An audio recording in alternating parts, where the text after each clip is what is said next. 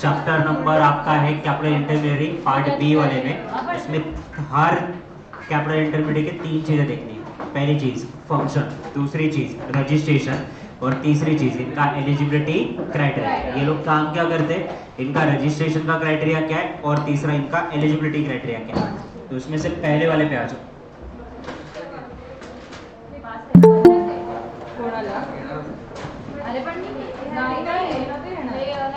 पहला वाला merchant banker. Merchant banker means a person who engage in the business of managing the arrangement regarding selling, buying, subscribing securities and acting as a manager for advisory rendering the corporate service in related to issue of the management. आपने share delist किया तब merchant banker लगा, आपने buyback किया तब आपको merchant banker लगा। तो मर्चेंट बैंकर वही काम करता है, बाईबैक के काम करना, डी लिस्टिंग के काम करना, शेयर अलॉट करना, ये काम किसके हैं? तो ये सारे आपके मर्चेंट बैंकर के काम है। नो मर्चेंट बैंकर काम क्या क्या करता है? Preparation of prospectus and later of offer. ये क्या कर रहा है?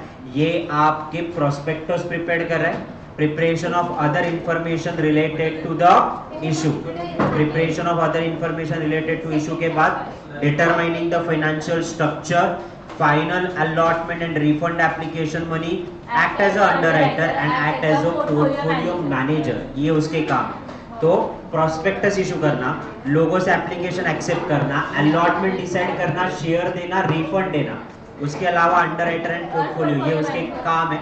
नाउ रजिस्ट्रेशन का क्राइटेरिया क्या है? सेक्शन 12 के तहत फॉर्म ए में आपको एप्लीकेशन करना है, फॉर्म बी में आपको रजिस्ट्रेशन मिलेगा। ये सारी चीजें आपके नोटबुक में ऑलरेडी नोटेड डाउन है इनिशियल स्टेज पे। दूसरा वाला पार्ट अपन बात करेंगे विच इज नथिंग बट, दूसरा वाला पार्ट है आपका which is nothing but functions. Functions में कौन सा आता है? एप्लीकेंट बॉडी कॉर्पोरेट होना चाहिए। मर्चेंट बैंकर इंडिविजुअल नहीं हो सकता, एचयूएफ नहीं हो सकता है, फर्म नहीं हो सकती। ये हमेशा ही कौन होना चाहिए? तो ये हमेशा ही बॉडी कॉर्पोरेट होना चाहिए। बॉडी कॉर्पोरेट के अलावा अगर अपन देखेंगे तो it should be a fit and proper person. Done. उसके अलावा उसके पास 2 एम्प्लॉइज होने चाहिए having a experience of merchant banking. इसके अलावा इनका नेटवर्क होना चाहिए 5 करोड़ का। इनका डायरेक्टर मॉरल टर्प्यूडेट में इन्वॉल्व नहीं होना चाहिए, ना ही एनी इकोनॉमिक ऑफेंस में इन्वॉल्व होना चाहिए। Not guilty in moral turpitude economic offence, then not involved in any litigation of the securities market and grant a certificate for the interest of the company। इनका eligibility criteria में क्या है? तो body corporate होना चाहिए, fit and proper होना चाहिए, capital 5 crore का होना चाहिए, 2 एम्प्लॉइज होने चाहिए हैविंग एक्सपीरियंस, ना डायरेक्टर इन्वॉल्व होना चाहिए, ना इनके खिलाफ आपका कोई लिटिगेशन होना चाहिए। ये 6 चीजें एक बार जस्ट गो थ्रू करो। मैं अभी बोल रहा हूँ क्लास की क्लास में खत्म करो, ये आपको घर में पढ़ने की नौबत नहीं आएगी।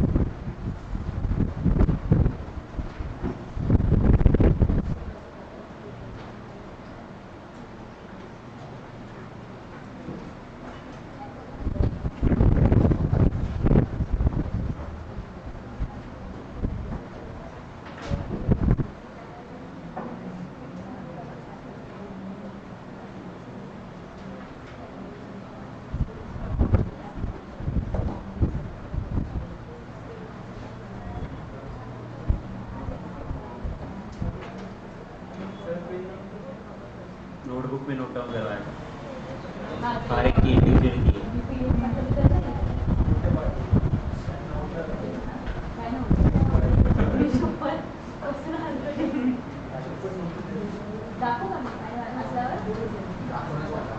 पूरा इंटरव्यू का पेटी ब्रेक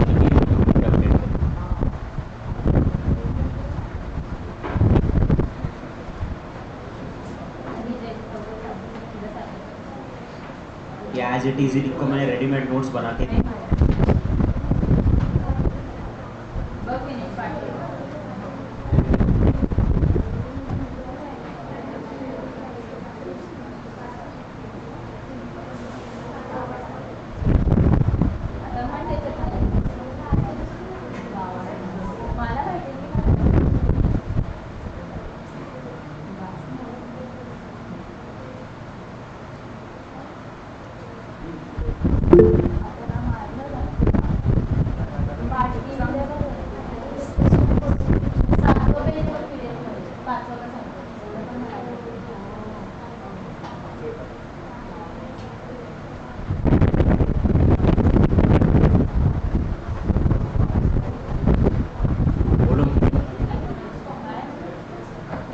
डन एक सेकंड भेजेंगे पीडीएफ आपको आपल्या ग्रुप पे डाल देते हैं।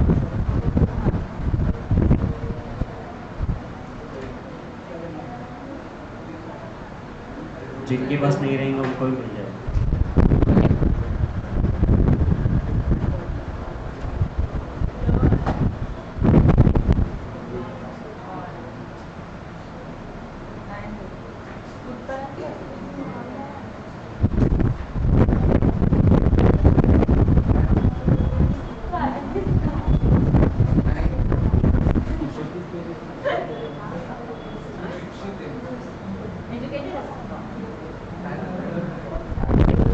चलो recover it one by one. तो मर्चेंट बैंकर की अपन बात कर रहे थे। तो merchant banker means a person engage in the business of issue management by making arrangement of buying, selling, subscribing or securities or acting as a manager, render a corporate service to the issue management। ये word अच्छे से याद रखो। Then काम के prospectus issue करना, share allotment decide करना, share allot करना, रिफंड करना, अंडरराइटर का काम करना, पोर्टफोलियो मैनेजमेंट, रजिस्ट्रेशन फॉर्म ए में एप्लीकेशन, फॉर्म बी में सर्टिफिकेट लगेगा। Section 12 of the securities regulation काम यानी एलिजिबिलिटी क्राइटेरिया। बॉडी कॉर्पोरेट होना चाहिए, फिट एंड प्रॉपर होना चाहिए, कैपिटल 5 करोड़ का होना चाहिए, 2 एम्प्लॉइज होने चाहिए having experience of merchant banking, ना डायरेक्टर इन्वॉल्व होने चाहिए इन अ मॉरल टर्पिट्यूड, ना सेबी ने कोई लिटिगेशन डाला हुआ है। ना ये 6 क्राइटेरिया आपको एलिजिबिलिटी की याद रखना। अच्छे से हो गया ऑनलाइन वाले। नेक्स्ट वन आता है आपका आरटीए एसटीए। Yes, sir. बताता हूँ फिर अपन अच्छे से याद करेंगे। RTA is a registered transfer agent and STA share transfer agent. RTA primary market में काम करता है, STA सेकेंडरी मार्केट में काम करता है। प्राइमरी मार्केट का मतलब शेयर जब कंपनी पहली बार इशू करेंगे तो RTA करेगा उसके रिकॉर्ड, किसको शेयर देने किसको नहीं देने। और सेकेंडरी टाइम पे जब एक बार शेयर मार्केट में इशू किए फिर भी लोग बाय एंड सेल करते रहते हैं ना, that is a secondary market. उसके रिकॉर्ड कौन मेंटेन करता है? तो वो STA मेंटेन करता है। Now the next one definition अगर चेक करोगे वहां पे आरटीए एसटीए का, तो आरटीए का काम क्या है? प्राइमरी मार्केट में काम करना है ना, तो एफपीओ और आईपीओ को सपोर्ट करना है। तो एफपीओ में क्या होता है? लोगों से एप्लीकेशन एक्सेप्ट करना, कितने एप्लीकेशन है उसका रिकॉर्ड मेंटेन करना, उस एप्लीकेशन के अगेंस्ट कितना पैसा आया उसके रिकॉर्ड मेंटेन करना, अलॉटमेंट का बेसिस डिसाइड करना, और जिनको शेयर अलॉट किए उनको अलॉटमेंट लेटर, और जिनको रिफंड दिया उनको रिफंड लेटर भेजना। एसटीए की अगर हम लोग बात करें तो एसटीए क्या करता है? रिकॉर्ड मेंटेन करता है कि किसने शेयर ट्रांसफर किए या किसने अपनी सिक्योरिटीज को रिडीम किया, यानी बाईबैक किया है या डीलिस्टिंग में अपने शेयर बेचे, तो इसके रिकॉर्ड कौन मेंटेन करता है? एसटीए। नाउ आपके पास दो ऑप्शन है, आप आरटीए एसटीए दोनों साथ में काम कर सकते हो या दोनों में से एक काम कर सकते हो। उसके हिसाब से आपका कैपिटल चेंज होगा। आप अगर दोनों काम कर रहे हो तो आपको कैपिटल लाना पड़ेगा 50 लाख का, और अगर दोनों में से एक ही काम कर रहे हो तो आपको कैपिटल लाना पड़ेगा 25 लाख का। इसका रजिस्ट्रेशन का इशू क्या है? तो registration section 12 form A application के लिए, form B certificate of registration के लिए। ना यहाँ पे अगर इनके एलिजिबिलिटी क्राइटेरिया देखेंगे तो इनके पास क्या होना चाहिए? एडिक्वेट इंफ्रास्ट्रक्चर होना चाहिए, फिट एंड प्रॉपर पर्सन होनी चाहिए, एंड इसके अलावा इनको खुद को एक्सपीरियंस होना चाहिए। इनके पास एम्प्लॉय नहीं है, उनको खुद को एक्सपीरियंस होना चाहिए to work as RTA and STA. Now जिन्होंने एप्लीकेशन किया उनका कैपिटल 50 या 25 लाख का होना चाहिए। एप्लीकेंट या उसके डायरेक्टर में कोई भी लिटिगेशन इन्वॉल्व नहीं है सिक्योरिटीज मार्केट में, ना इनके डायरेक्टर इन्होंने कोई मॉरल टर्पिट्यूड किया है या गिल्टी है अंडर एनी इकोनॉमिक ऑफेंस। एक बार अच्छे से गो थ्रू करो, सारी चीजें सेम है। एक पॉइंट अलग है कि इनको खुद को एक्सपीरियंस होना चाहिए और कैपिटल वाला अलग है।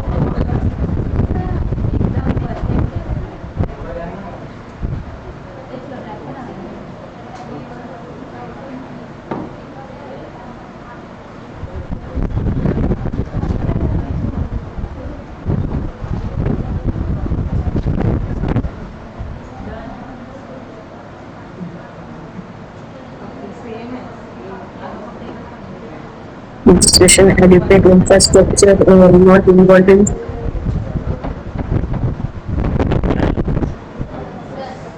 चलो we'll do it one by one. RT होता है, एसटी होता है. आरटीए प्राइमरी मार्केट में, एसटीए सेकेंडरी मार्केट में. Secondary IPA market. आपका प्राइमरी मार्केट में वर्क कर रहा है तो आईपीओ एफपीओ को सपोर्ट करता है. एप्लीकेशन एक्सेप्ट करना, उसके रिकॉर्ड मेंटेन करना, एप्लीकेशन मनी रिसीव्ड करना, अलॉटमेंट का बेसिस डिसाइड करना, अलॉट शेयर करना और उसके अलावा रिफंड ऑर्डर देना. ये उसके काम. एसटी आपका क्या करता है तो वो मेंटेन करता है रिकॉर्ड, ट्रांसफर और redemption of securities. Okay, now दो कैटेगरी, दोनों काम कर सकते हैं, दोनों में से एक कर सकते हैं. दोनों करेंगे तो 50 लाख का कैपिटल लेके आओ, एक करोगे तो 25 लाख. एलिजिबिलिटी क्राइटेरिया, आपके पास एडिक्वेट इंफ्रास्ट्रक्चर होना चाहिए, आप एक्सपीरियंस होने चाहिए, फिट एंड प्रॉपर होना चाहिए, डायरेक्टर पे लिटिगेशन नहीं है, ना डायरेक्टर किसी मॉरल टर्पिडिटी या इकोनॉमिक ऑफेंस में इन्वॉल्व था, और कैपिटल वाला क्राइटेरिया. रजिस्ट्रेशन क्राइटेरिया फॉर्म ए एज पर सेक्शन 12. डन है. शॉर्ट नोट आएगा 3-3 मार्क के लिए, लिख के रहो, अभी से बोल रहा हूँ मैं एडवांस में. अंडरराइटर, अंडरराइटर का क्या है तो कंपनी लॉ कहता है कि अंडरराइटर अपॉइंट करना जरूरी है. क्यों? क्योंकि कंपनी लॉ के हिसाब से मिनिमम 90% लोगों से रिस्पॉन्स आना जरूरी है, minimum subscription. Now, underwriter means an agreement with or without a condition to subscribe the securities of a body corporate when existing shareholder of such a body corporate or public to do not to subscribe the securities offered to them. So ध्यान से पढ़ो. Underwriter के साथ अपन ने क्या किया? Agreement किया हुआ है. क्या? कि आप हमारी कंपनी के शेयर्स को सब्सक्राइब करोगे, वो शेयर जो पब्लिक ने नहीं लिए हुए, the shares which is not publicly subscribe. Registration का क्राइटेरिया क्या है? सेक्शन 12 फॉर्म ए शेड्यूल 1 जिसके तहत आपको एप्लीकेशन करना है. फॉर्म बी में आपको क्या मिल जाएगा? सर्टिफिकेट ऑफ रजिस्ट्रेशन मिल जाएगा.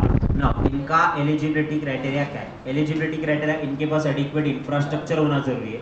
नाउ वापस इनको एक्सपीरियंस नहीं, इनके एम्प्लॉइज को एक्सपीरियंस होना चाहिए. कितने? दो एम्प्लॉइज को एक्सपीरियंस होना चाहिए. इनका खुद का कैपिटल 20 लाख का होना चाहिए.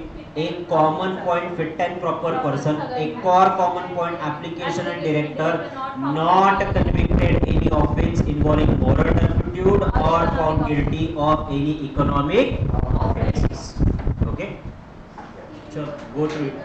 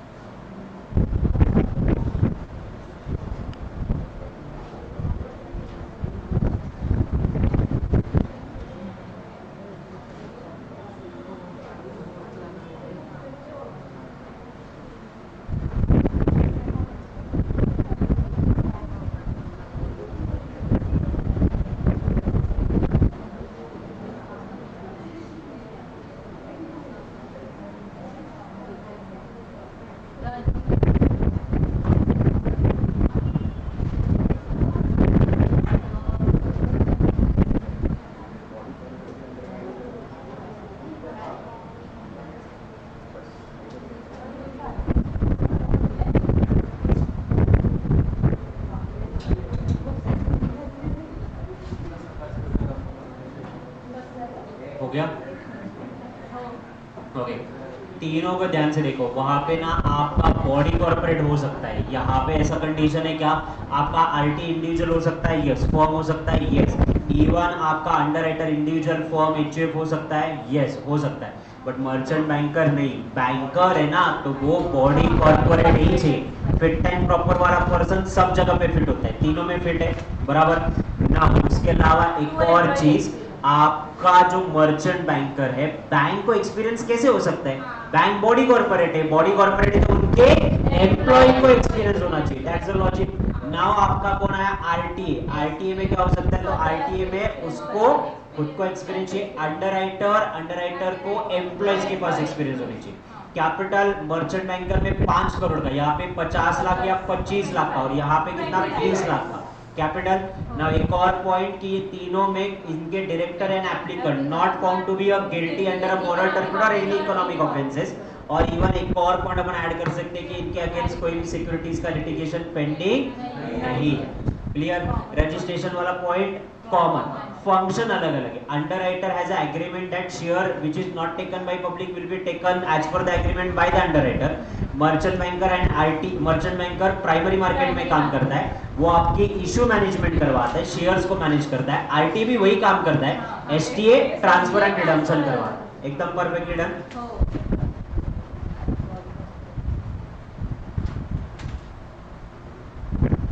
डिबेंचर ट्रस्टी, डिबेंचर ट्रस्टी की अगर मैं बात करूं तो debenture trustee means a trustee, a trust deed for the securing any debenture or the body corporate. It may be noted that only following person can do the work of a debenture trustee.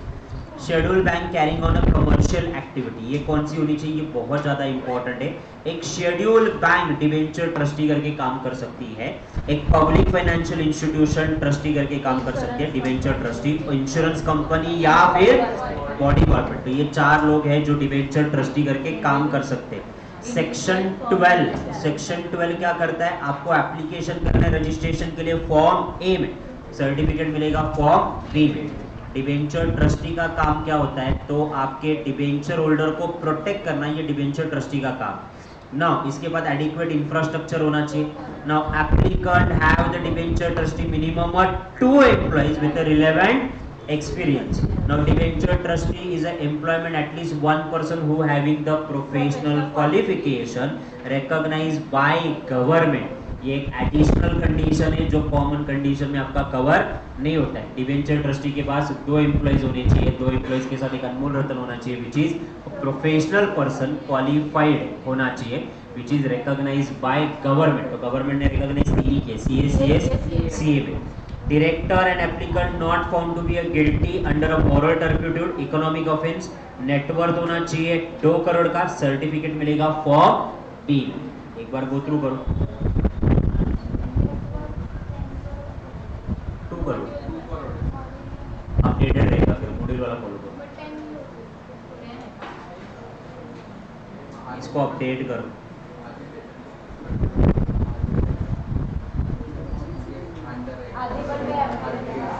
नहीं, same है।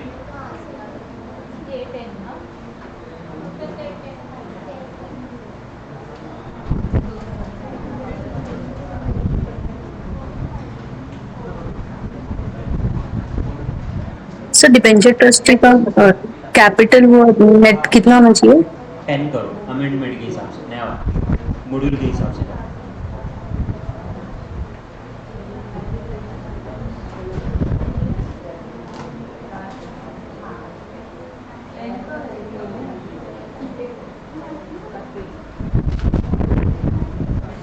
Sir मतलब debenture trustee individual भी हो सकता है क्या?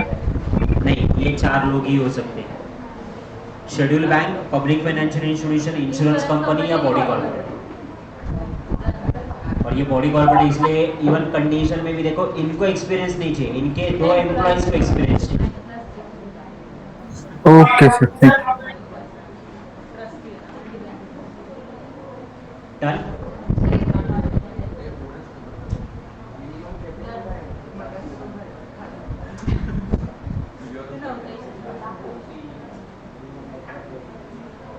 तो sir मतलब सीएस भी as a debenture trustee appoint हो सकते हैं क्या?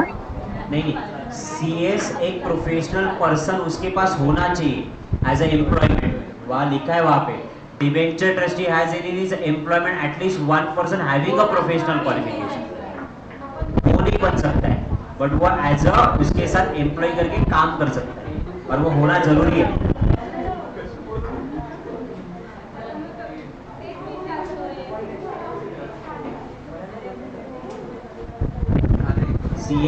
सीए में डिबेंचर ट्रस्टी करके काम नहीं कर रहा है, उसके पास एक सीए या सीए में होना चाहिए in his employment.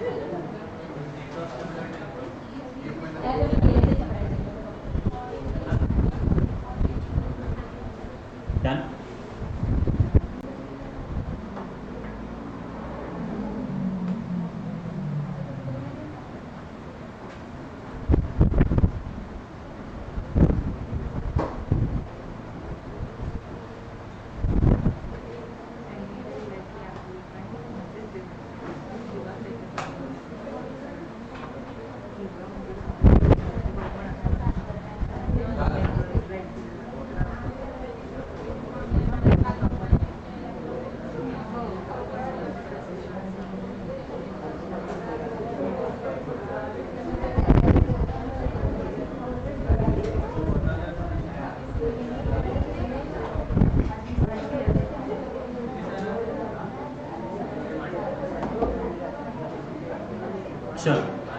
Debenture trustee means a trustee of a trust deed for securing issue of the debenture of a body corporate.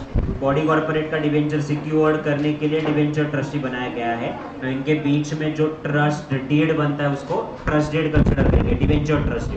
कौन कौन बन सकता है? Schedule bank, public financial institution, insurance company and body corporate. Now इनके पास adequate infrastructure होना चाहिए। Total 3 लोग होने चाहिए, 2 एक्सपीरियंस होने चाहिए, 1 प्रोफेशनल होना चाहिए। नाउ एप्लीकेंट डायरेक्टर गिल्टी नहीं होना चाहिए और नेटवर्थ आपका 10 crore. Registration form A, form B. Done. Next, merchant banker की तरह ही एक और व्यक्ति होता है which is called as a banker to issue. ये मर्चेंट बैंकर की तरह होता है। इसके नाम से ही पता चल जाता है आपको क्या कि ये कौन है। तो ये बेसिकली बैंक है। कौन सी बैंक है? बैंकर टू इशू का मतलब होता है schedule bank as per the schedule 2 of Reserve Bank of India Act 1934। Now इनका फंक्शन क्या है? तो लोगों से एप्लीकेशन एक्सेप्ट करना, बिकॉज वो मर्चेंट बैंकर की तरह सेम है इसीलिए नहीं लिखा। इससे क्या करें? एक्सेप्ट एप्लीकेशन मनी एंड उसके अलावा accept allotment money, call money, application money, dividend and interest. अब बैंकर में और मर्चेंट बैंकर में एक मेजर फंक्शन है क्या? ये डिविडेंड पे नहीं करता है, ये इंटरेस्ट नहीं पे करता है। बैंकर टू इशू ये डिविडेंड पे करता है और डिविडेंड के अलावा इंटरेस्ट भी पे करता है। नाउ ये सिर्फ एप्लीकेशन मनी एक्सेप्ट करता था मर्चेंट बैंकर, ये एप्लीकेशन के साथ साथ कॉल मनी भी एक्सेप्ट करता है। देन शेड्यूल बैंक रजिस्ट्रेशन का criteria same, grant the certificate of registration form A, तो फॉर्म बी। नाउ ये application eligibility criteria adequate infrastructure होना चाहिए, दूसरा फिट एंड प्रॉपर पर्सन होना चाहिए, तीसरा एप्लीकेंट एंड डायरेक्टर इनमें बेसिकली कनेक्टेड नहीं होना चाहिए सिक्योरिटीज मार्केट से रिलेटेड, नहीं इकोनॉमिक ऑफेंस में आपने गिल्टी काम किया है कुछ रिलेटेड कुछ। सो यही 4 क्राइटेरिया। इनका एक बार मॉड्यूल चेक करो क्या इन्होंने इसका नेटवर्क का दिया है क्या पॉइंट? मेरे हिसाब से नहीं दिया, क्योंकि दिया होता तो मैं कवर करता वहाँ। नहीं है ना? ठीक है, just go through it once. Function and eligibility criteria एक बार गो थ्रू करो। सर एस्क्रो अकाउंट के लिए शेड्यूल बैंक ही काम में आता है ना? यस। इसीलिए सर वो डिविडेंड और इंटरेस्ट पे कर पाता है क्या? ऐसा है? डिविडेंड कंपनी जब डिविडेंड डिक्लेयर करती है तब का डिविडेंड पे करने का काम भी बैंकर टू इशू का वो वाला डिविडेंड।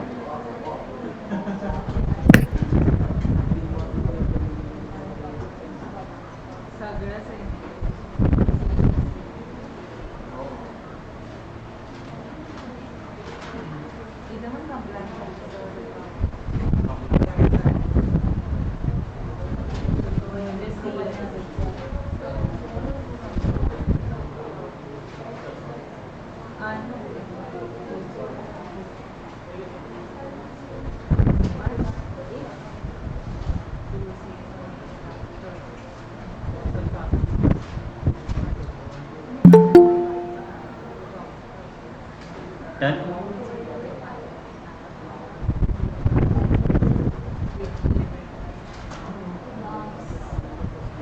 अच्छा, तो इसमें एक्चुअली मेन क्राइटेरिया ऐसे कुछ भी नहीं है। आपके पास इंफ्रास्ट्रक्चर होना चाहिए। एक्सपीरियंस वाला क्लॉज यहाँ पे नहीं डाला गया है उन्होंने सिर्फ लिटिगेशन वाला क्लॉज डाला है, moral turbulent and economic offences fit and proper वाला डाला हुआ है। उसके अलावा ना कैपिटल का रिक्वायरमेंट है, ना एक्सपीरियंस का सर्टिफिकेट की जरूरत है, ना कुछ बॉडी कॉर्पोरेट की रिक्वायरमेंट उन्होंने बांटा नहीं। टोटल कितने हुए आपके? ज्यादा, 5। पोर्टफोलियो मैनेजर कौन होता है? जो आपकी इन्वेस्टमेंट को सेफगार्ड करवाता है, रिस्क को मैनेज करता है और आपको अच्छे रिटर्न कमा के देता है। That person is called as a portfolio manager. इसके डेफिनेशन अच्छे से याद रखो। Portfolio manager means a person holding the securities belong to the person and a portfolio manager means a manages or holding the securities belong to the person. He study the market, adjust the investment mix, continue basis, ensure the safety of investment and reasonable return in the firm. ये market को study करता है, उसके हिसाब से investment के mixes decide करता है, आपकी इन्वेस्टमेंट को सेफगार्ड करता है और रीजनेबल रिटर्न कमा के देता है। That person is called as a portfolio manager. दो टाइप के पोर्टफोलियो मैनेजर है, डिस्क्रिशनरी एंड नॉन डिस्क्रिशनरी। इसको अच्छे से याद रखो क्योंकि ये एफएम में वापस दोबारा आएगा कि मैनेजर के, पोर्टफोलियो मैनेजर के कितने टाइप है। He manages the fund of client independently. Independently मतलब मैनेजर को पैसे दिए गए, अब वो मैनेजर कॉम्बिनेशन डिसाइड करेगा कहाँ इन्वेस्ट करने, कहाँ पे इन्वेस्ट नहीं करने। क्लाइंट उसको इंस्ट्रक्शन नहीं देता है, तो ये इंडिपेंडेंटली मैनेज करता है। That's what is called discretionary portfolio manager. Now non discretionary, यहाँ पे क्लाइंट उसको डायरेक्शन देता है, तो क्लाइंट डायरेक्शन देता है कहाँ इन्वेस्ट करने, कहाँ नहीं देने, तो ये इंडिपेंडेंटली एक्ट नहीं कर पाता है। That's what is called non discretionary. He manages the fund of client without discretion and accordance with the instruction and the direction of the client. Now registration इसके लिए करना जरूरी है। Yes, registration as per the section 12 बिना registration के नहीं होगा। Applicant body corporate होना चाहिए। दूसरा एडिक्वेट इंफ्रास्ट्रक्चर होना चाहिए। इनका जो प्रिंसिपल ऑफिसर है, मेन ऑफिसर जो पोर्टफोलियो मैनेजर हैंडल कर रहा है, वो प्रोफेशनल क्वालिफिकेशन होना चाहिए। कहाँ से? Finance, law, accountancy and recognised by the government. इसके पास 2 व्यक्ति होने चाहिए एक्सपीरियंस। वापस लॉजिक क्या है, यहाँ पे बॉडी कॉर्पोरेट है तो इसको एक्सपीरियंस नहीं होना चाहिए। देन पर्सन डायरेक्टली और indirectly connected with applicant, not rejected by the SEBI. आपने पहले एप्लीकेशन किया था पोर्टफोलियो मैनेजर करके और आपको रिजेक्ट किया तो दोबारा एप्लीकेशन नहीं कर सकते। एंड एप्लीकेंट का कैपिटल होना चाहिए 2 करोड़। तो ये अब अमेंडेड होके हो गया है 5 करोड़।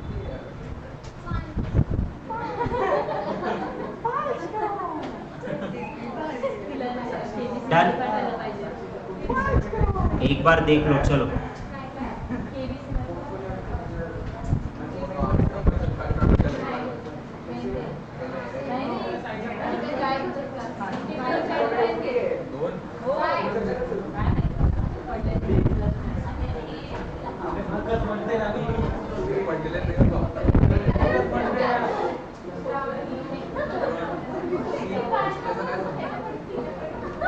डन?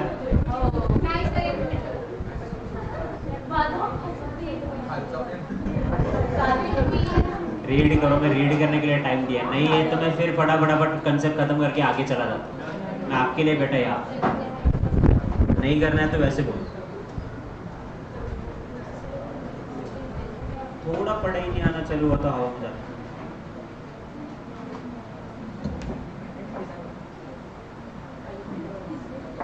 वापस खुद पढ़ो, क्या बाजू वाले में क्या गप्पा मारे।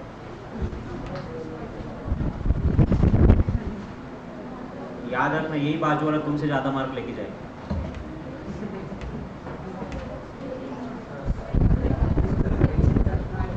You are exception, don't worry.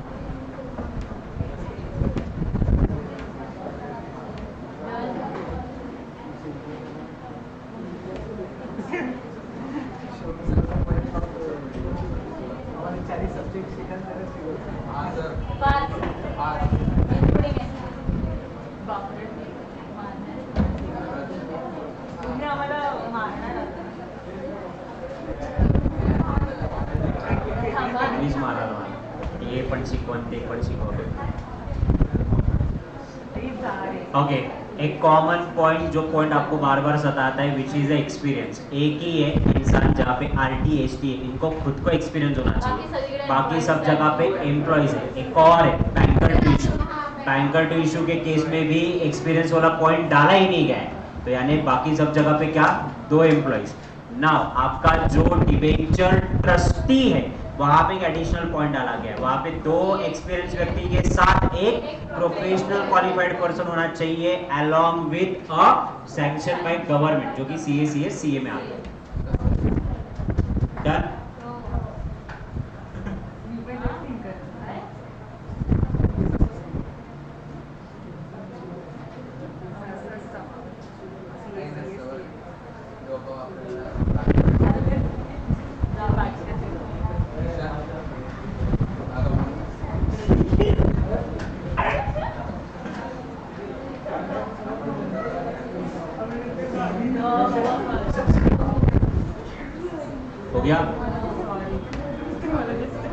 Yes, sir, done.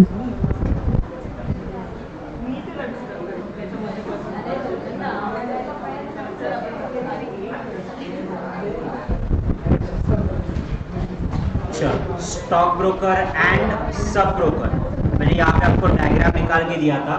Stock exchange में आप डायरेक्टली इन्वेस्ट नहीं कर सकते, आपको ब्रोकर के थ्रू स्टॉक एक्सचेंज में इन्वेस्ट करना पड़ता है। तो आपका डीमैट अकाउंट आपके ब्रोकर के पास है, एंजल, जीरोधा, ग्रो ऐप, ये जहाँ पे आपके डीमैट अकाउंट है। ये कौन है? ब्रोकर है। नाउ ये स्टॉक ब्रोकर आपके स्टॉक एक्सचेंज में क्या करते हैं? ये उनके मेंबर। तो ध्यान से देखो, स्टॉक ब्रोकर जो है it is a member of a stock exchange. ना आपको डीमैट अकाउंट ओपन कहाँ पे करना पड़ता है इन्वेस्टर को? तो आपको डीमैट अकाउंट ओपन करना पड़ता है स्टॉक ब्रोकर पे पास। It provides you the platform to buy and sell a share of a listed securities, unlisted securities के लिए नहीं।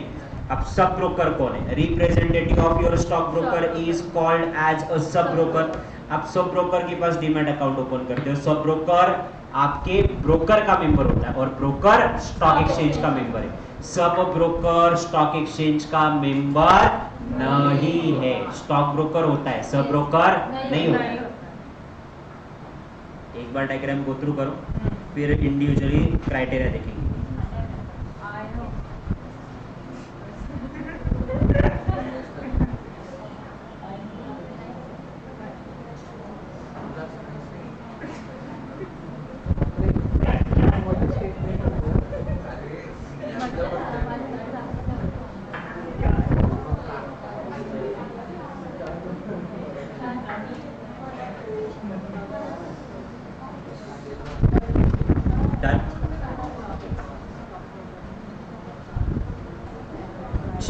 रजिस्ट्रेशन क्राइटेरिया क्या है और थोड़ा सा ध्यान से देखो। Stock broker person is a register with a stock exchange as a member. He help both the seller and the buyer of the security to enter into the transaction. If the stockbroker has an order to buy a sale a same kind of securities, he may complete the transaction between the client. Sub-broker is a one who is along with a representative of a stockbroker, not directly registered with a stock exchange. He must be recognized by the stock exchange as a member. However, he must be recognized by the stock exchange. He act as an agent of a stockbroker. Application for a stockbroker grant a certificate of registration in Form A of the schedule, Section 12. Now, stockbroker and sub-broker, which is into the forward application 30 days of the receipt. अगर आपका कोई sub broker है तो आपके stock exchange को inform करना जरूरी है कि ये स्टॉक ब्रोकर का एक सब ब्रोकर है, 30 दिन में इन्फॉर्म करो। और सर्टिफिकेट किससे लेके आना है वो भी ध्यान से देखो। He is eligible to be admitted as a stock exchange. The application necessary that he has adequate infrastructure and having a experience. तो इनको experience भी है, then adequate infrastructure भी है और ये eligible है stock exchange में काम करने के लिए। ये तीनों condition आपके application में लिखनी चाहिए। ये application अपन stock exchange को देंगे, वो identified करेंगे, certified करेंगे, फिर ही आपका सब ब्रोकर माना जाएगा, तब तक नहीं। तो इवन सब ब्रोकर रजिस्टर होना जरूरी है स्टॉक ब्रोकर के साथ। एक महीने का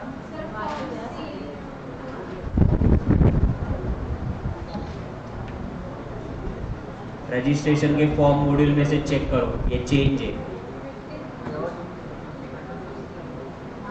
मॉड्यूल ओपन करो, रजिस्ट्रेशन के फॉर्म मॉड्यूल।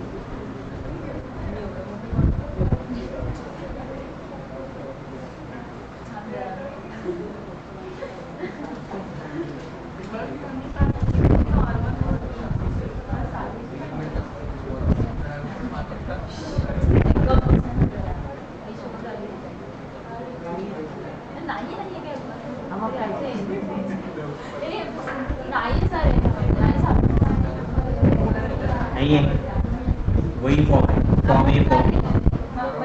आपण जर आपण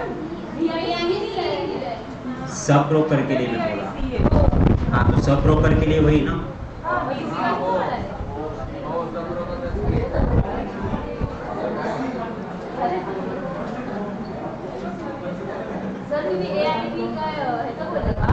ब्रोकर का है वो, सब ब्रोकर का अलग है।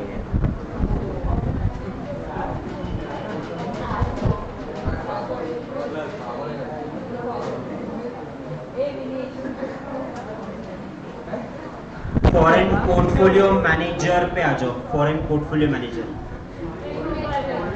इसमें अमेंडमेंट आ चुका है, 2 सेकेंड में यहाँ से कवर करा मॉड्यूल में से।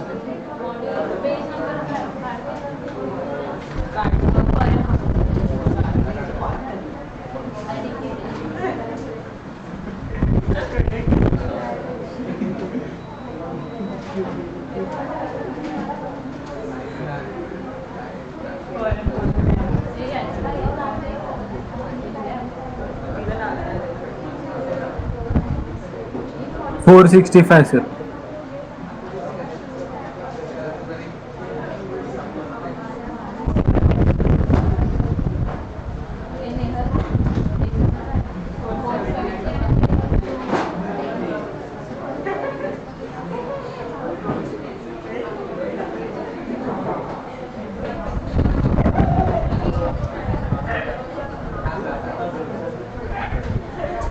पेज नंबर 472 पे आ जाओ मॉड्यूल पे। Foreign portfolio investor, page number 472, foreign portfolio investor. Okay ना, यहाँ पे जाने से पहले मैंने ऑलरेडी आपको कल पेपर भेजे हुए थे, उसमें से सिक्योरिटीज के पेपर ओपन करो, ग्रुप पे डाले थे।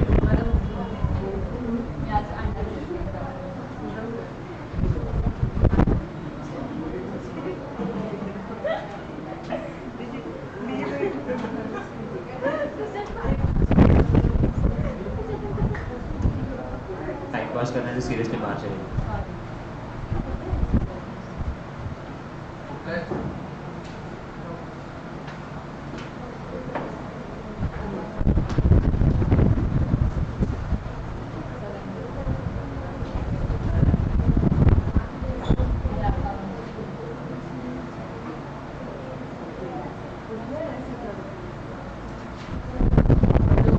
फोर 426.3 करके पेपर है, 426 ब्रैकेट में 3 मिला। एकदम लास्ट में एंड में जाओ, हाँ मिला। एकदम लास्ट में एंड में जाओ। पेज नंबर 12, एक मिनट। क्वेश्चन नंबर 6A मिला। Right a short note on banker to issue, then custodian of security, foreign currency convertible bond, Indian depository receipt and self certified syndicate bank. 3 mark के लिए direct question है आपके। Banker to issue अभी अपन ने करा, custodian of the securities आज अभी हो जाएगा। फॉरेन करेंसी कन्वर्टिबल बॉन्ड कल करे थे अपन। इंडियन डिपॉजिटरी रिसीट ये भी अपन कल करे हुए थे। तो देखो 5 में से तो 4 तो अपन ऑलरेडी कवर कर चुके हैं और ये एकदम डायरेक्ट क्वेश्चन आ रहा है। तो अगर ये डायरेक्ट क्वेश्चन आ रहा है तो यहाँ आप आपका टाइम बचा सकते हो, क्योंकि अगर आपकी ये सारी चीजें याद है, लर्न है, तो आपको रिकॉल करने की जरूरत नहीं है, सिर्फ जाके पुट ऑन करना है। यहाँ से आपके स्कोर बनेंगे। आपका सिक्योरिटीज का पेपर जब भी आएगा पहले पार्ट बी सॉल्व करो। तुम गलती करते पार्ट ए पहला सॉल्व करते और पार्ट ए में अटक जाते हो, आपको आंसर्स डायरेक्टली नहीं आते। पार्ट बी सॉल्व करो। जब आप पार्ट बी तक पहुंचते हो आ सब कुछ रहा है, टाइम मेरे पास लिखने के लिए नहीं है, तो पार्ट बी सबसे पहले सॉल्व करो। शॉर्ट नोट दो, क्योंकि यही तुम्हारा बेस्ट आंसर है। ये तुम्हारा फर्स्ट इंप्रेशन है आपके एग्जामिनर पे डालने का। अगर फर्स्ट इंप्रेशन अच्छा गया तो आगे आपको मार्क मिलने में आसानी होगी।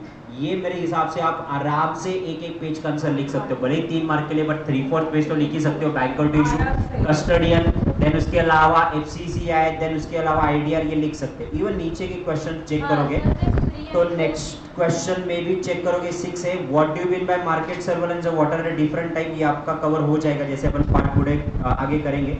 Then register to issue an RTA, important category in the securities and pre-issue, post-issue work undertaken. वही काम लिखना है। इन शॉर्ट आपको RTA STA का फंक्शन लिखना है। वो तो आपने करे ना, ये शेयर इशू करने से पहले काम क्या करते बाबा? एप्लीकेशन देना, पैसे लेना, अलॉटमेंट डिसाइड करना, रिफंड देना। उसके बाद क्या काम करते? उसके रिकॉर्ड मेंटेन करना, ट्रांसफर करना, रिडम्पशन ऑफ द सिक्योरिटीज। ये आपको 5 मार्क के लिए लिखने के लिए आया हुआ है। दूसरा अगर आप चेक करोगे तो company with differential voting rate issue कर सकते क्या? कल करे अपन ने, हाँ ऑर्डिनरी रेजोल्यूशन पास करो। उसके अलावा क्या करना है? 26% कर सकते हैं, डिफॉल्ट नहीं होना चाहिए स्टैट्यूटरी ड्यूज में। उसके अलावा डिफॉल्ट नहीं होना चाहिए आपके एनुअल रिटर्न में या डिबेंचर के इंटरेस्ट में। ये आपके, तो ये डिस्ट्रीब्यूटर प्रॉफिट के रिकॉर्ड्स मेंटेन करने 5 5 10 यहाँ पे हो गया आपके। एक और चेक करो, इसकी इंपॉर्टेंस आप जब तक पेपर नहीं गो थ्रू करोगे तब तक नहीं समझोगे। 426.5 का एक पेपर है। और लास्ट पार्ट,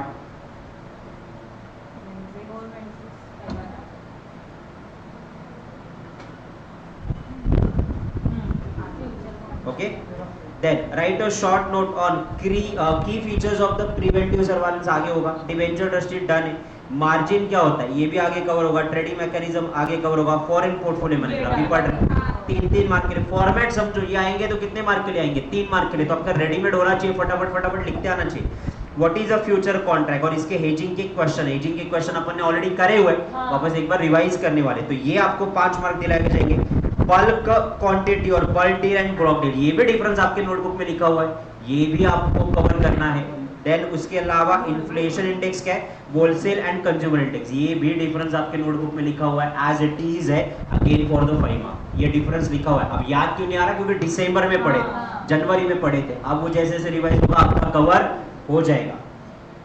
नेक्स्ट वन, एक और पेपर देखो 426.6, जाओ नीचे वाले पार्ट बी पे।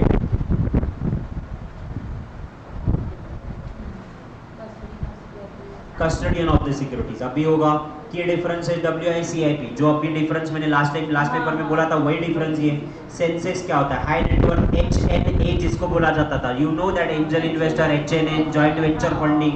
बल्क डील क्या होता है? लास्ट टाइम भी पूछा था, अभी रिपीट हुआ। उसके बाद अल्टरनेटिव इन्वेस्टमेंट फंड AIF, ये अपन ने किया हुआ है एंजल फंडिंग में। एक और क्वेश्चन उन्होंने पूछा हुआ है, sub broker can be a market intermediary, उसका पाद क्या होगा?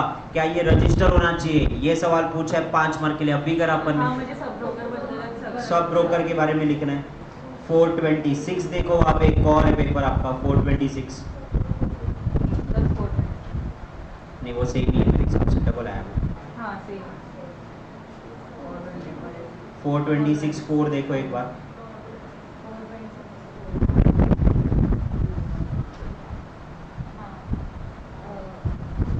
Right a short note, leverage buyout क्या है?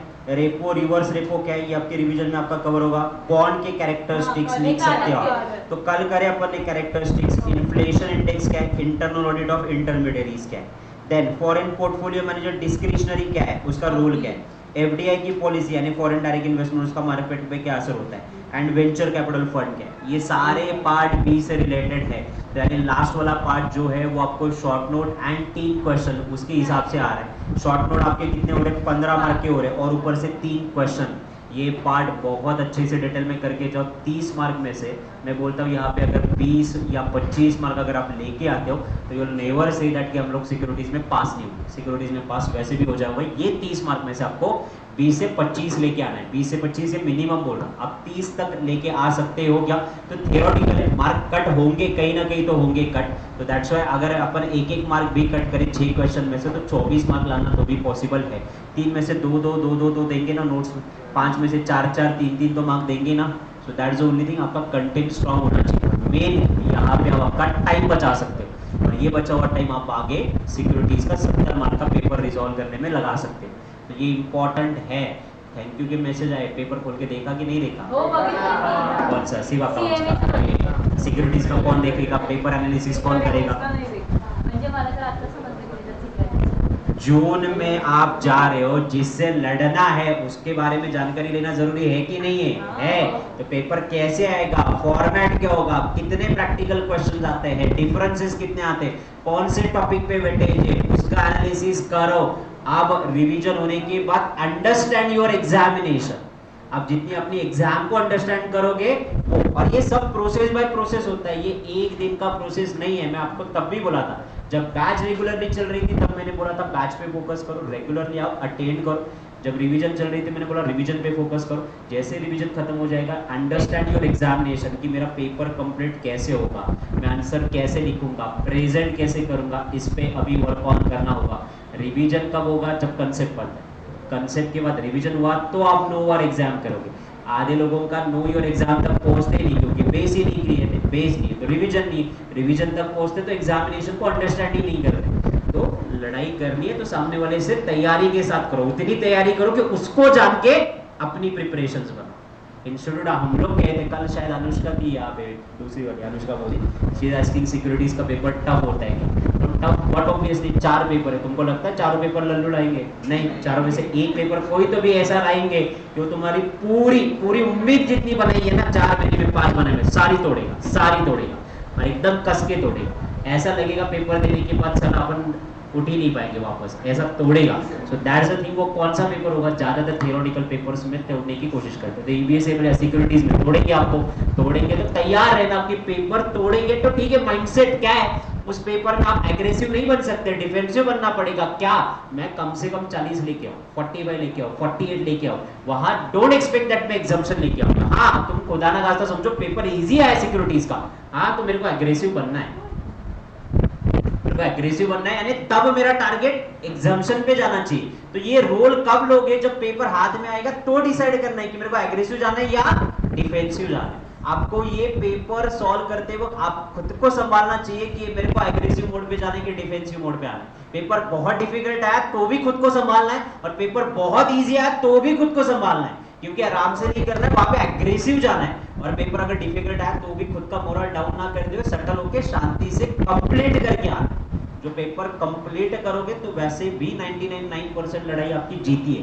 पेपर कंप्लीट नहीं होता है ना, शक्ल तक मत दिखाओ मेरे को, मैं अभी से कह रहा हूँ। अगर आपका पेपर कंप्लीट नहीं होता है तो मेरे एफर्ट 0 है, आपने रिवीजन किया हुआ 0 है, क्योंकि लिख के ही नहीं है। तो कुछ फायदा नहीं है इतना रिवीजन करने के बाद, मैराथन करने के बाद, सेल्फ स्टडी करने के बाद। पेपर कंप्लीट होना ही चाहिए। तुम्हें एक ही मौका मिलने वाला है तुम्हारा टैलेंट दिखाने के लिए, ये बार-बार टैलेंट शो करने का जरूरत नहीं। जिसको दिखाना दिसंबर में दिखा सकता है, बट वहां पे भी परफॉर्मेंस की गारंटी नहीं है, किसी भी चीज की गारंटी नहीं। ये कोर्स इसीलिए क्योंकि किसी भी चीज का गारंटी नहीं है। अगर गारंटी होता तो मैं देता ना, हाँ ये 4 क्वेश्चन करके जाओ हो जाएगी। तो सीसीटी नहीं है, निकलो वहां से, यहाँ पे आ जाओ। तो दैट्स द ओनली थिंग कि आपको वो प्रिपरेशन एंड माइंडसेट के लिए प्रिपेयर्ड रहना जरूरी है।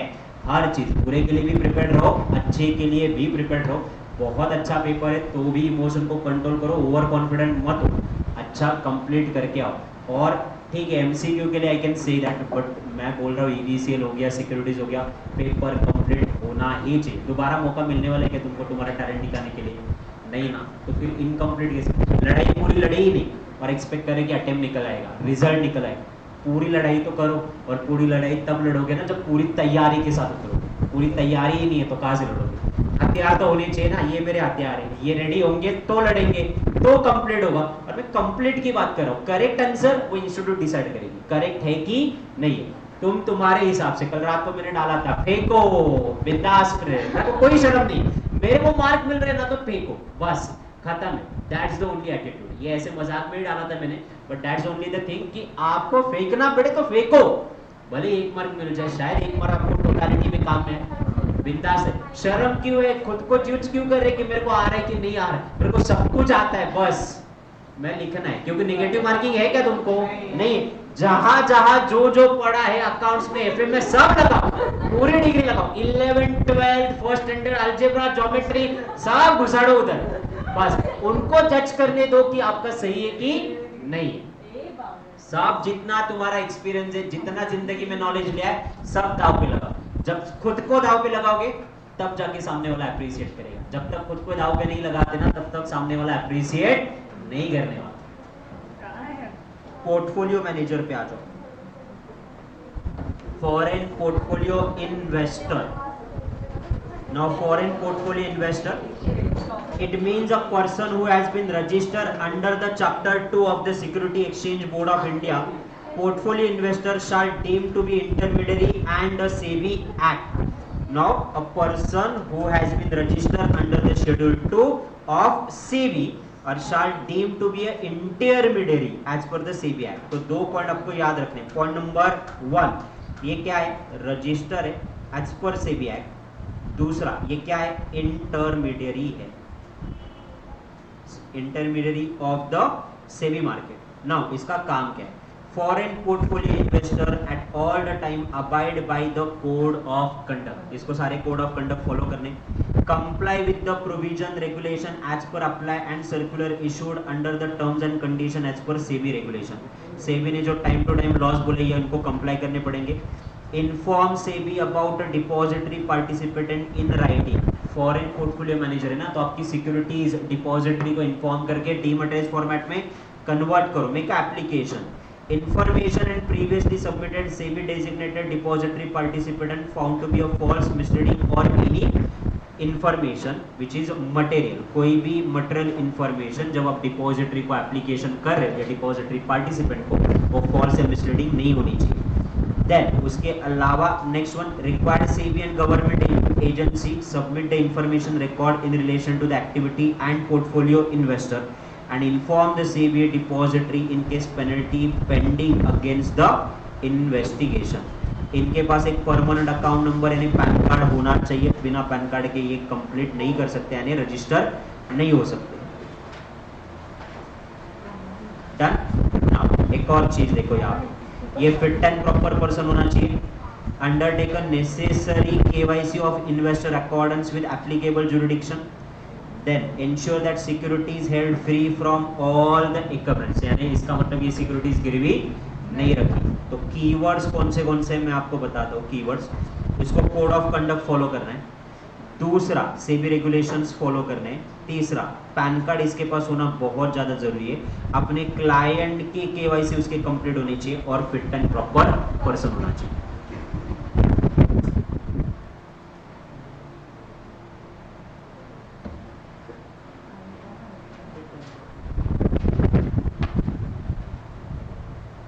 सर एक बार कीवर्ड बोलेंगे नोट डाउन करने के लिए? देखो, फर्स्ट वाले का point A, code of conduct.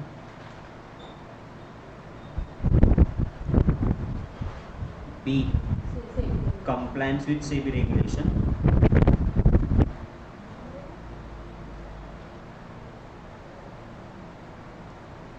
C,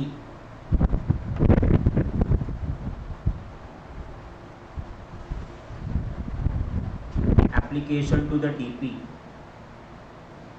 application to the DP।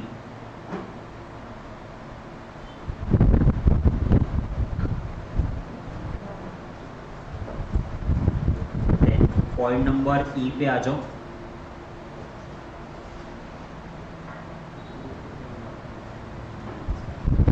Submit information to the government agency, submit information to the government agency।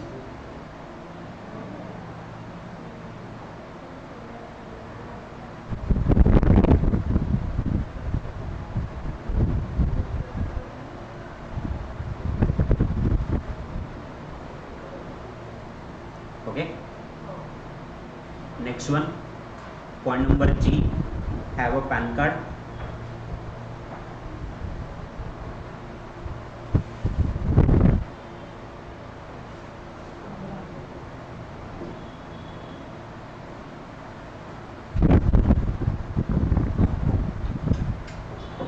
Next one, undertake the KYC of investor, undertake the KYC of investor।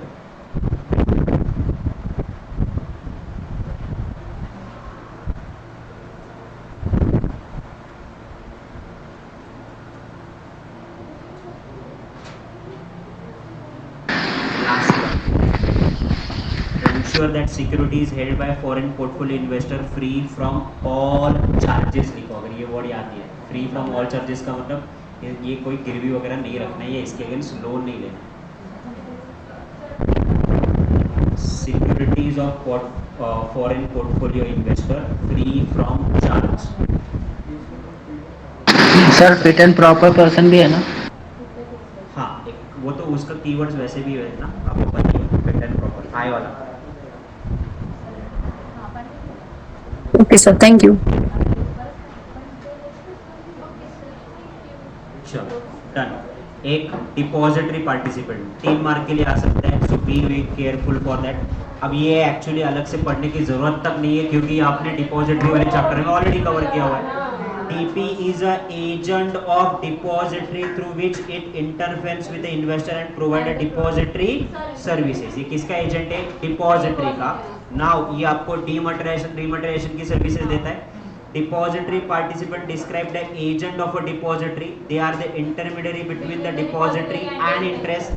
They execute a pledge request of market transfer and transfer request to the investor to hold a share in a demat format. Further transmission request shall be handled to the demat and remat is also handled with a consultation with the RTA and STA.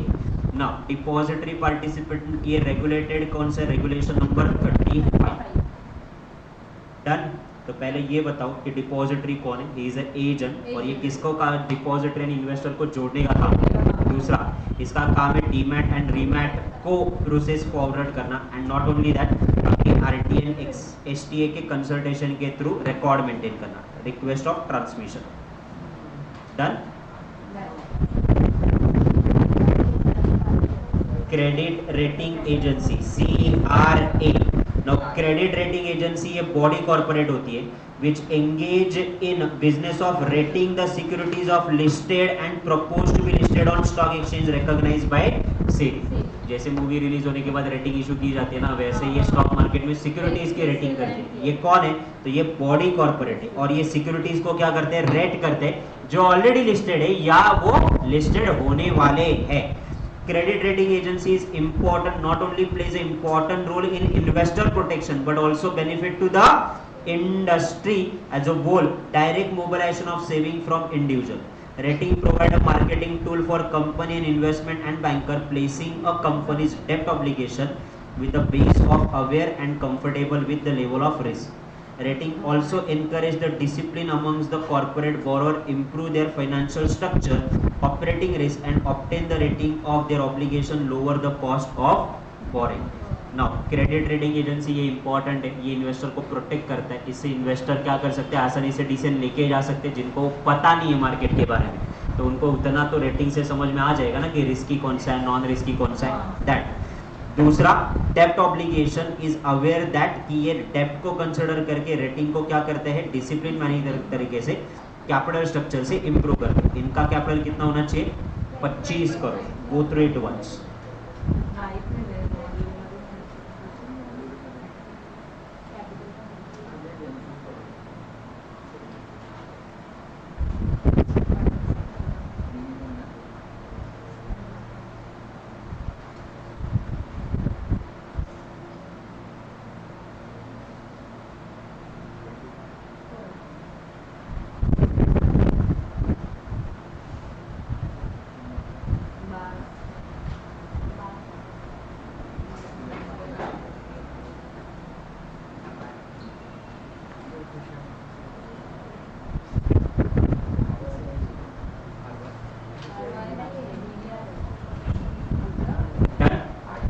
Next one custodian.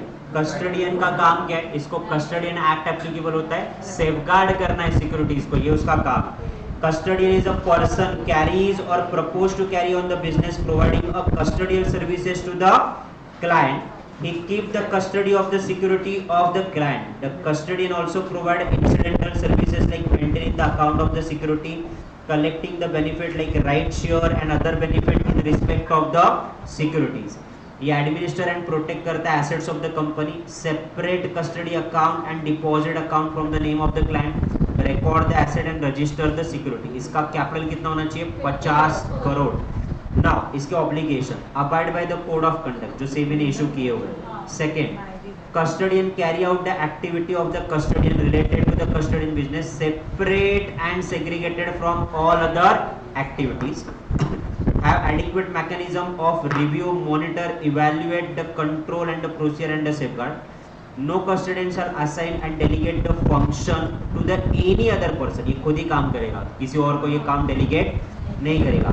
Open separate account for each client, सबके account mix नहीं करने, हर एक के account अलग अलग open करने हैं। Every custodian enter into the agreement with the client on behalf, act as a custodian, have the adequate internal control to prevent the manipulation of record including the audit of securities and goods. इसको सबको record maintain करने हैं और इनको एक officer appoint करना है, that is a compliance officer, जो चेक करेगा कि ये सारे बुक्स ऑफ अकाउंट इन्होंने ध्यान से मेंटेन करे कि नहीं करे। एक बार डिटेल में गो थ्रू करो कस्टडियन के।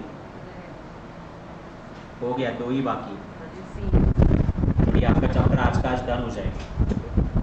कल सिक्योरिटीज हुए, आज इंटरमीडिएट हुए, फिर परसों आपके या कल आपका पूरा पार्ट कवर हो जाएगा अबाउट अ शेयर मार्केट में कौन से इन्फ्लुएंस है। वापस वो आएगा बेरिश, बुलिश, कैंडल कौन से है, कौन से रेट की वजह से स्टॉक मार्केट चेंज होता है, होलसेल इंडेक्स, और फिर वो बचे आपके venture capital fund, angel fund, high net worth fund, ये आएंगे।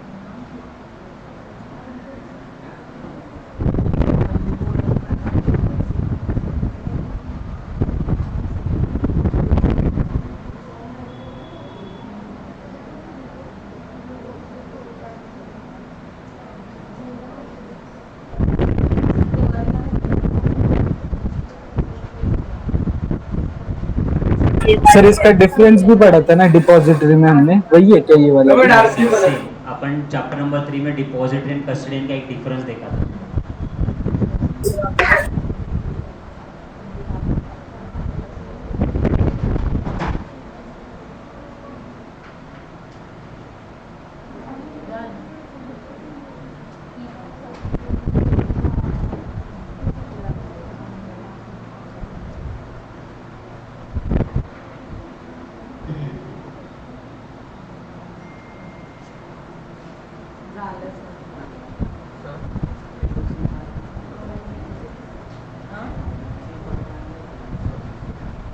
Done?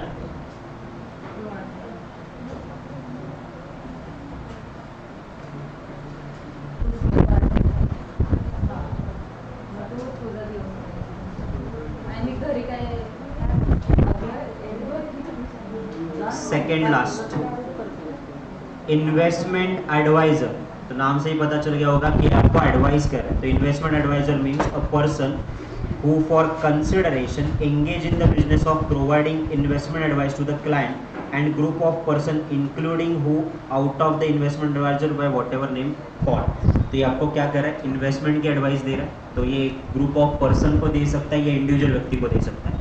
Investment advisor are those provide investment advice means advice related to the investing, purchasing, selling, dealing in securities or investment, advice on an investment containing the securities of the product whether return or the oral communication for the benefit of client including the financial planning। ये आपको financial planning दे रहा है, ये orally भी दे सकता है या orally के साथ साथ रिटर्न भी दे सकता है। ना इनका कैपिटल कितना होना चाहिए, नॉन इंडिविजुअल अगर हो तो आपका कैपिटल 50 लाख का होना चाहिए, and if you are a individual investment advisor then not less than 5। Okay, now इनके जनरल ऑब्लिगेशन क्या है।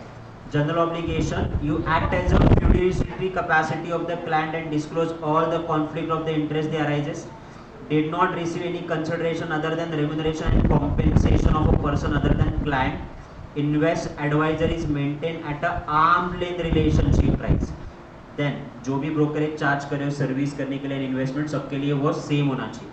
ensure that investment are separate from all other activities as may be prescribed, and उसके अलावा most important investment advisor shall not enter into the transaction of own account and advice to give the period of 15 days from the day of which the advice is given. ये advice जो भी दे रहा है वो 15 days के horizon के हिसाब से उसको देना है, और दूसरा क्लाइंट के पैसे वो खुद के पर्पस के लिए इस्तेमाल नहीं करेगा।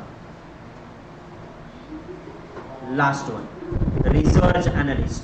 Research analyst means a person who primarily responsible for publication and the content of the research report, providing a research report to make buy hold recommendation, give the price target and opinion concerning the public offer. Research analysts study the company, industry, raw data and make a forecast and recommendation of buy, hold and sale of the securities. Now ये research करने के बाद ही decide किया जाता है। आगे LLP company है, individual नहीं है, 25 लाख रुपए। अगर आप इंडिविजुअल हो तो आपका नेट इंटेंजिबल एसेट 1 लाख तक का कैपिटल होना चाहिए for the research analyst. Total कितने 12 है, ये 12 में से कम 2 तो आएंगे ही आएंगे, यानी वर्थ ऑफ 6 मार्क्स।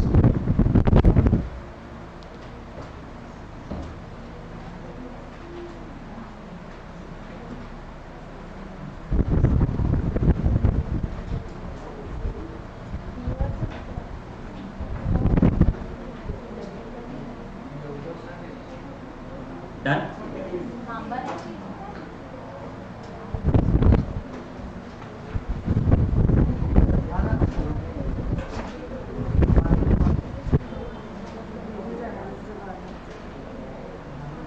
तो हम लोगों ने पार्ट बी को 3 पार्ट में डिवाइड किया था। फाइनेंशियल इंस्ट्रूमेंट कल अपन ने डिस्कस किए, इंटरमीडियरी अपन ने आज डिस्कस किए। अब रिमेनिंग पार्ट जितना भी आपका पेंडिंग है वो अपन नेक्स्ट वाले सेशन में डिस्कस करेंगे। सर ग्रीन शो ऑप्शन भी थोड़ा शॉर्ट में एक्सप्लेन करो ना सर। ये इसी में हो जाएगा इंटरमीडिएट में।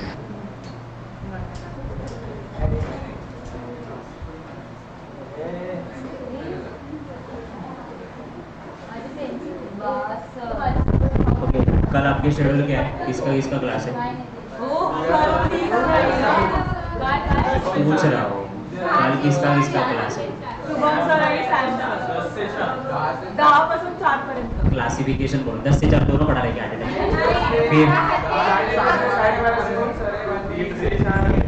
10:30 से 8:30 बजे आता, 8:30 बजे कल